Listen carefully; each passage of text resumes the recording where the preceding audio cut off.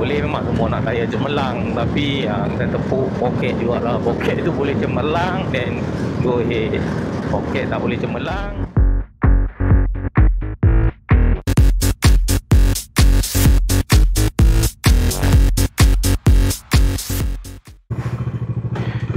Okay guys, dah isi angin.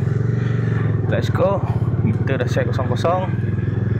So kita teruskan perjalanan ke Sungai Buloh.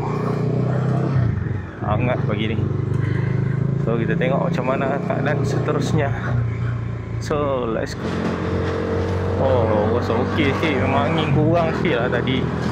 Bukan tadi lah, beberapa hari ni rasa macam tayar semacam lah. So agak banyak juga.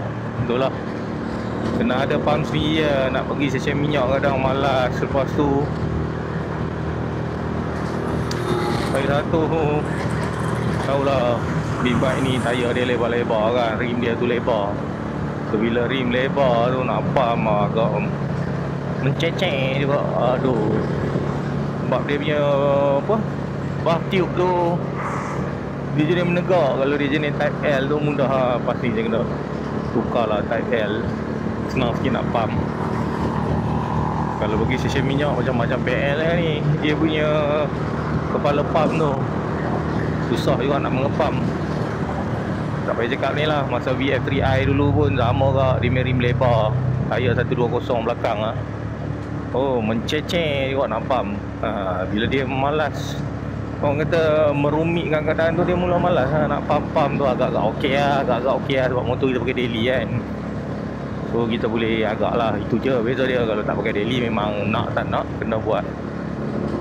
Baru-baru ni pun saya dah purchase lah satu pump yang tengah ada viral lah sekarang ni, pump angin pakai USB tu.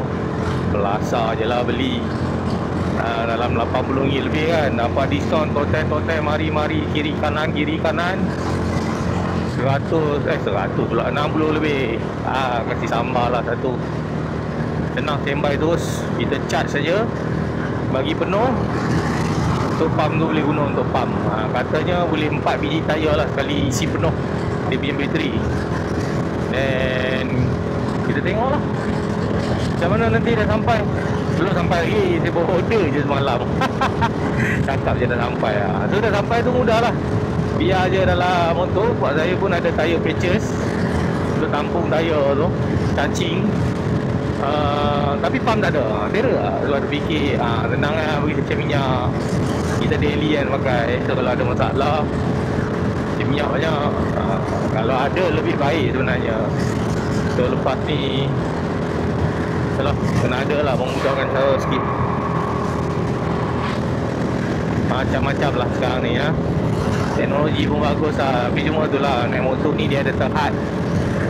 Kalau nak lebihkan had dia tu sikit, kena pakai motor-motor yang berkonsepkan sport touring ataupun adventure touring lah. Itu motor-motor yang memang dicipta untuk membawa beban. Sama ada bawa pilihan, tak bawa pilihan pun, dia box kiri kanan belakang, dekat crash bar dia pun boleh letak lagi barang. Macam-macam lah, memang penuh. Sebab tu nama dia sport touring ataupun adventure lah. Biasanya sport touring pun dia tak letak macam-macam. Sebab dia bergayakan segmen sport lah. Orang yang memerlukan ketimbangtaraan laju dan juga steady. Adventure ni memang dia fokus dia steady lah. Lepas tu dicipta kebanyakan untuk tak lari lebih daripada 200. Sebab dia nak bawa barang lah. Boleh pergi, tapi bukan dia punya kategori lah. Kalau motor tinggi, kena betul-betul adventure tu, tayar depan 21, belakang 18. Macam mana nak laju, goyang umat. So kalau yang 17, 19 tayar depan tu, 17 belakang, boleh lagi, steady lagi. Kalau 21 depan, belakang 18, itu memang lebih pada adventure lah. Nak bawa laju tu bukan kategori dia lah. Boleh laju, bukan tak boleh laju, tapi laju ni subjektif lah. Ada orang cakap 150 laju, ada orang 200 pun dia tak rasa laju, ada orang 250 tak laju. Kita nak cari motor 300 lah. Kau janganlah cari motor merepek. Carilah motor superbike, memang confirm boleh dapat. Okay, so itu je lah. Let's go, enjoy the view guys.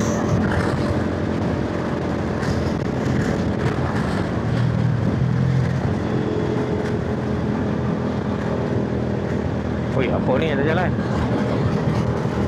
Ni silap corner. Lalu atas dia mendapek lah. Nasib baik tapi tayar dah botak lah guys. Saya tak tukar lagi ni. Tayar Corsa S123, tayar belakang. Dah guna 20,000 km. So dah mula nampak kepetakan dia lah. Sebab memang saya banyak touring berbanding kona-kona. Okey lah, boleh pakai 20,000 lah. Tapi itulah 20,000 pakai 4 bulan ni. Bulan 12 hujung tahun tukar. Sekarang bulan 4 nak habis bulan 5. Sabar sikit lah tengok. Boleh lajak 25 ke. Modal tak kencang lagi ni. Baru lepas habis raya ni nak cover ni. Dia dah tukar. Tengoklah tayar apa nak tukar. Mungkin tayar sama balik. Sebab tayar depan masih kosong, masih elok lagi. So depends. Mana fikir juga kalau boleh saya nak tukar serentak. Lebih baik tak naklah pakai depan lain, belakang lain. Ada orang ada gitu dia cakap depan pakai yang boleh soft compound, belakang tu medium compound. So dia habis pun lebih kurang balance lah. Dan boleh lah nak melepeh. Bergantung pada orang lah. Itu macam mana kot masing-masing lah. Tak ada yang betul, tak ada yang salah. Kalau macam saya ni, saya suka tukar kalau boleh satu set. Dan kita boleh rasa lah nak kata tayar tu bagus tak bagus. Bila tukar depan je nama lain, belakang je nama lain. Susah lah nak kata dia perform tak perform lah. Dan kita pun bukan jenis kaki melepeh lah. Ayah ni memang kaki pulas serik je, nak pulas pun melepeh pun kono-kono layang lah. Betul-betul macam jalan kamera tapah tu semua tak ada lah. Tapi ada lah juga pulas-pulas kan. Nak juga. So kena pilih tayar yang lebih kurang bersederhana lah. Yang mampu milik, mampu tahan di jalan raya, diuji. Dan juga riding style lah. Riding style tu paling important. Tayar apa yang kita nak. Boleh je pakai tayar paling mahal, tapi riding style macam pakcik-pakcik lah, apa-apa, then no point lah. So kalau riding style kita tu memang apa-apa, nampak motor naked, naked, super naked pun, bawa pun macam apa-apa, then tak perlu lah kot nak pakai tayar performance. So bergantung lah. Semua it depends.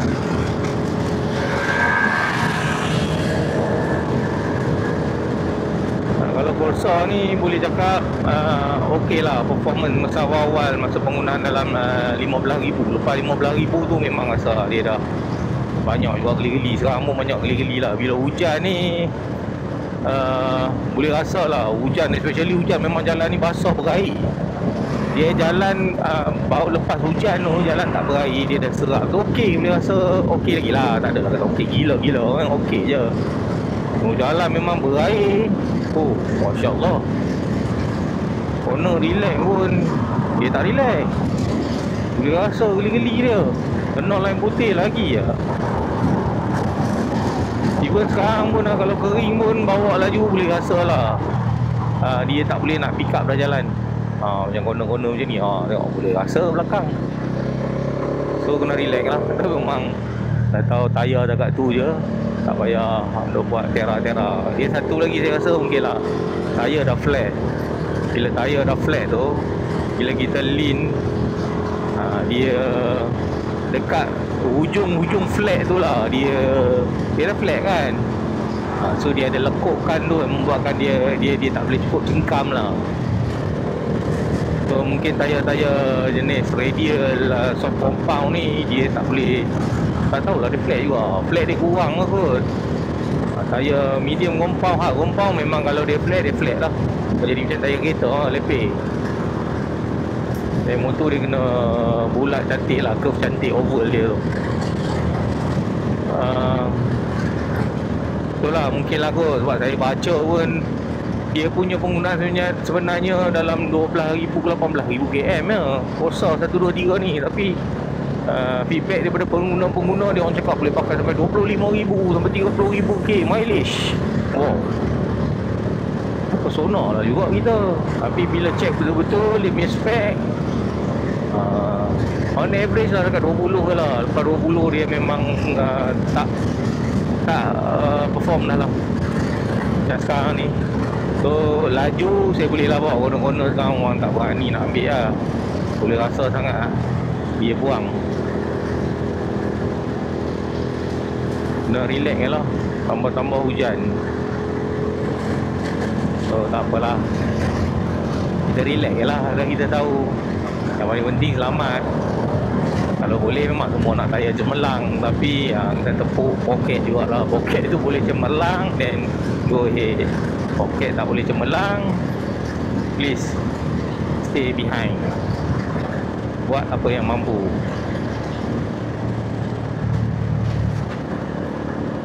Memang tayar cemerlang, siapa pun nak pakai sport touring ni. Michelin Road 9 Road 9 ya kot. Tu tayar-tayar geng-geng sport touring lah. Dia dua-dua kategori boleh. Lap boleh, touring pun boleh. Tu kategori dia.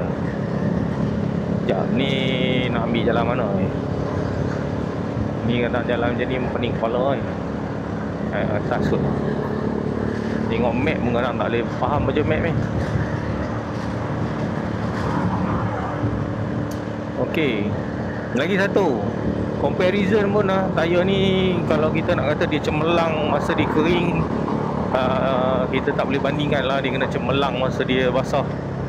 Sebab kita kena faham, bila kita bawa motor, kita boleh corner dengan tayar kering tu 120, tak rasa goyang, tak rasa apa. Tapi bila keadaan basah, tak boleh lap 120 kau. Dia lain lah, mungkin 100, 90, 80. Boleh kategori dia boleh lap macam tu, ya okey tu. Korang jangan pula yang salah anggap, oi hujan lah, tayar ni tak boleh lah, basah tak boleh lap lah. Kau lap berapa? 120 juga kau, macam masa kering. Kalau dalam keadaan macam tu, oish, ini bagi jago-jago GP pun tepuk dahi. Memang tak dapat Kita ni pengguna jalan raya, bukan pengguna MotoGP. Lainlah performance dia. MotoGP pun dia corner 200, 250 pun dia takkan corner lah masa hujan laju tu. Dia mesti ada limit dia juga. Itu logik fizik. So korang kena berlapang dada lah, kena berfikir benda tu. Sampai mana limit dia sebenarnya. Limit korang nak tayar tu hujan pun melepeh, sama macam masa kering. Susah nak dapat tayar tu. Tayar brand-brand Jepun apa semua memanglah ada, tapi tak boleh juga setahap tu. Bukan dia dicipta untuk macam tu lah. Kat dalam basah boleh, tapi bukan sama macam dalam keadaan kering. Berlapang dada lah sikit. Itu kita kena faham. Okay, alright, sembang tayar lah pula sebelum nak sampai dekat tempat test ride kan. So panjang lah video nanti. Mungkin saya cut lah buat beberapa siri. Tak boleh lah nak berhabis satu hari perjalanan ni cerita dekat YouTube. Nanti korang bosan tengok video sampai setengah jam.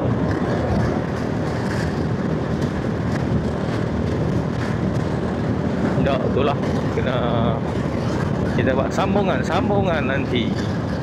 Kecuali sekejap, AC to the left. Mana ni? Selatan. So itulah, kita mungkin cut lah kan. Tengok ada kesempatan kalau boleh record sambil test ride, okey je kita record. Aku tak cukup lah pula bateri dengan ni kalau record sepanjang ni. So kena jimat-jimat juga guys. Walaupun DJI Action 5 Pro dikatakan boleh tahan 4 jam recording tanpa henti, itu yang dia test lah. Yang saya test ni ialah kita sejak buka, sejak setting tu je 3 jam tu boleh lah kot. Tapi ni ada putih-putih lain lagi. Tengok kanan lah.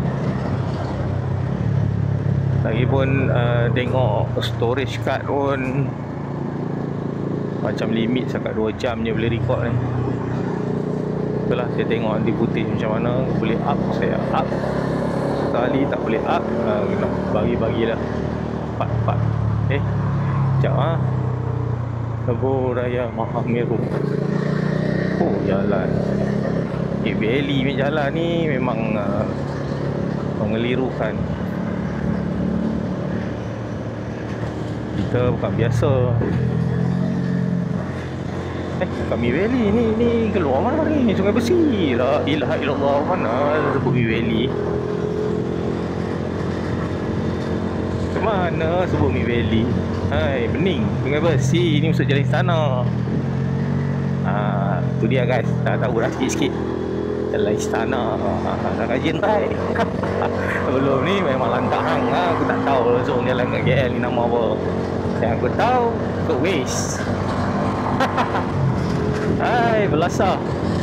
Okey, tapi tahulah jalan ni memang biasa lalu, tapi bukan tahu nama-nama dia. Umur-umur ni malah dah nak fikir-fikir nama-nama jalan gitu, guna Waze sudahlah. RAM banyak nak guna benda lain. Nak simpan memori tak boleh. Semua benda nak simpan. Okey. Tapi test ride Willy ni satu lah, dia bagus juga. Dia tak nak bagi crowd kan. Siapa nak test ride boleh dengan syarat kena beli kopi Ricciamo satu, baru boleh test ride. Wah, lain macam lah. Tapi okey lah, sebab kita kaki minum kopi ke. Boleh lah kena kopi dulu, sur-sur, relax-relax, baru kita test ride. Agak tak ramai lah. Nak merasa juga Tracer 9 GT, how it goes. Asyik dia tengok MT online ni macam mana duduk atas Tracer GT. Duduk banyak kali lah. Test ride lah banyak kali tak boleh. Yang mana ni payah sikit dia nak buka.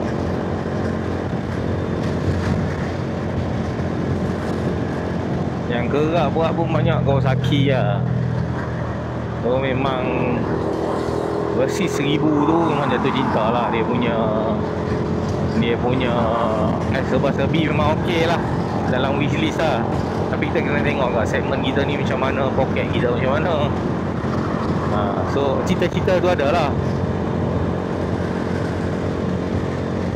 Itu untuk kategori sekarang, belum kategori pencen lah. Kategori pencen ni baru boleh lah fikir nak tengok macam GS ke apa ke. Tapi tak tahulah, orang cakap middle age is the best lah untuk GS. Sebab motor dia pun tak ringan, taklah begitu berat. Tapi bila dah berumur apa motor pun rasa berat lah. Even motor sekarang motor berat. So itulah kita tengok keadaan macam mana. Dia kalau jiwa ni tak boleh kata. Macam Harley ya, berat sampai 400 kot. Oh, glide apa tu semua 400 lah. Tapi lebih lah, over than 250 setahu saya lah untuk Harley semua ni. Dia bukan motor yang ringan. Dia orang bawa ya Honda Goldwing 300 lebih lah silap. Dia bukannya spesies-spesies yang ingat.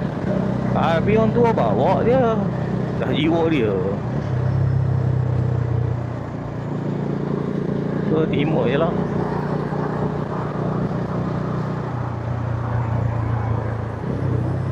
Push. Ni kalau ikut apa-apa Hasan divider.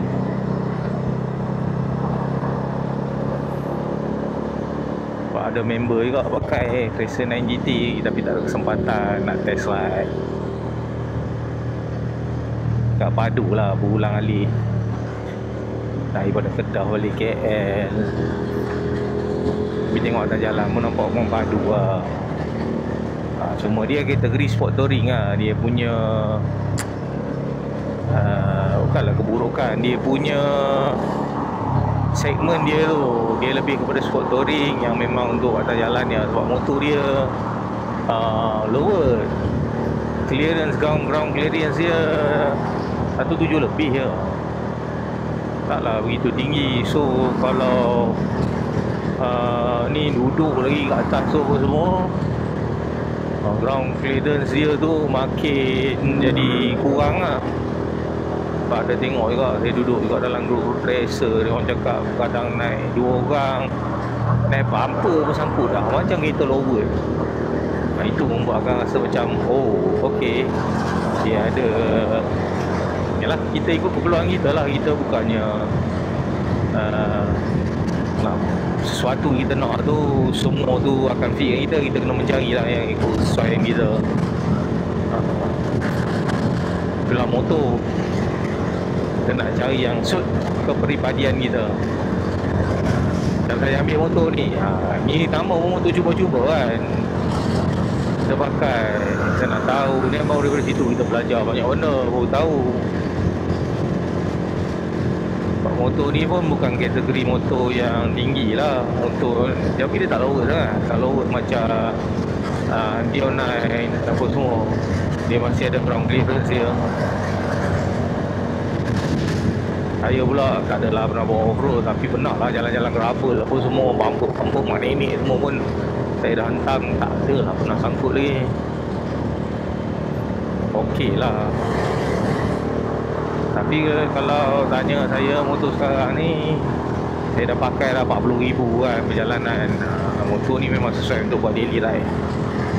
Nak buat long distance tu, awal-awalan tu mungkin okey lah, sebab dia dah start mula dah makin aging lah orang cakap. So nak kata performance dia drop, performance semua okey, sebab kita bukan kaki nak memacu dia. Daripada segi dia punya ketahanan dia makin lama makin menurun lah. Dia dah tak banyak vibration dia, so bunyi-bunyi ni. Motor dah 40,000 kan, dan ni pula bukan motor premium, motor yang cukup sifat untuk berjalan di atas jalan. Yang paling penting safety lah. Safety dia masih top kat sekarang. So itulah, ada juga lah terfikir juga nak cari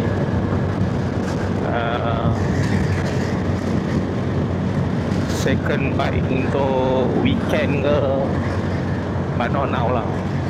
Kita kena planning. Kalau tak planning, nanti semua hancus. Motor ni pun dah nak sampai level nak kena buat major service lah ni.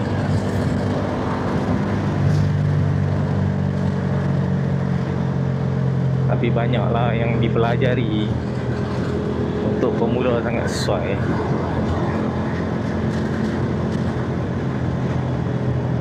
Ni pun dah tak berapa aktif sangat ride pun. Ride banyak pun pergi kerja balik kerja ni, sikit-sikit macam ni. Jauh-jauh pun dah tak ride berapa lama lah. Kalau nanti nak kena ride balik lah, aktif balik. Tapi tu lah, tekangan kerja ni banyak payah ni. So ada limitation lah. Kita pun nak kena ada masa dengan keluarga. Ride kena ride, keluarga. Ride ini part of terapi untuk improvekan kita punya mental health lah.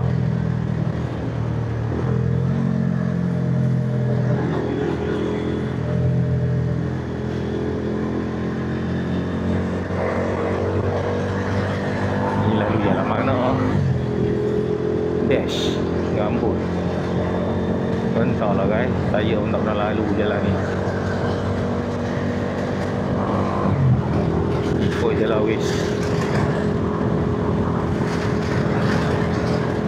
Sampai kita nak beli kopi dulu, baru boleh test ride.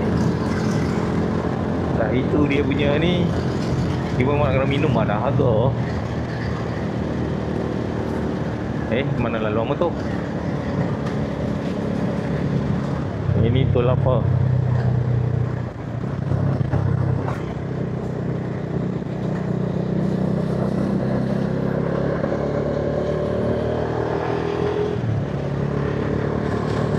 Oh, Diuk 2.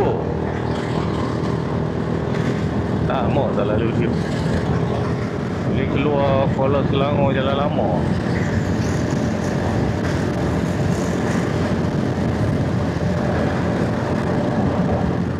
Dengan buluh mana dia keluar?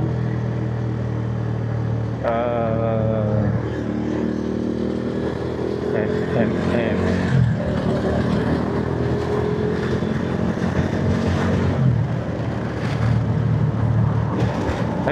Salah keluar ke? Alah, pening juga weh ni bawa jalan. Aduh, beri ke highway tadi kan senang je tu kan.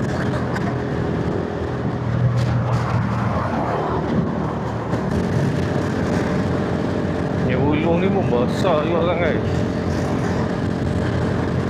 Sepadan Damansara, sepadan Subang Jaya, sepadan dengan Puncak Alam, sepadan dengan apa? Rawang. Besar juga.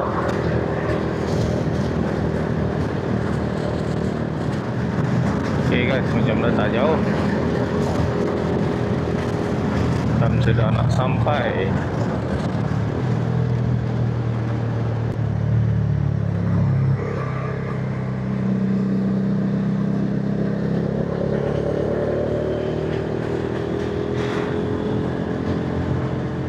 Eh, 600 meter ya.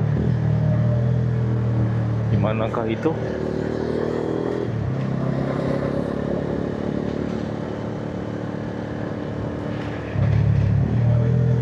Turn left.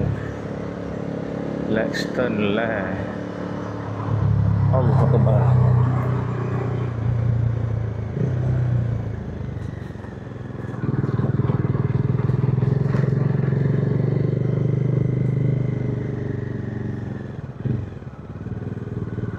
Sini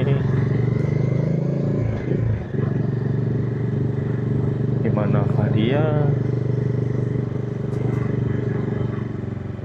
Oh, ada ni.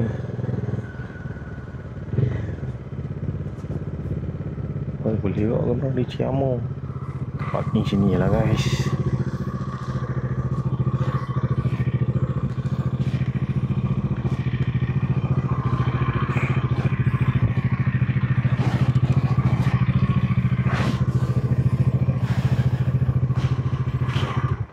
Okay, sudah sampai kita.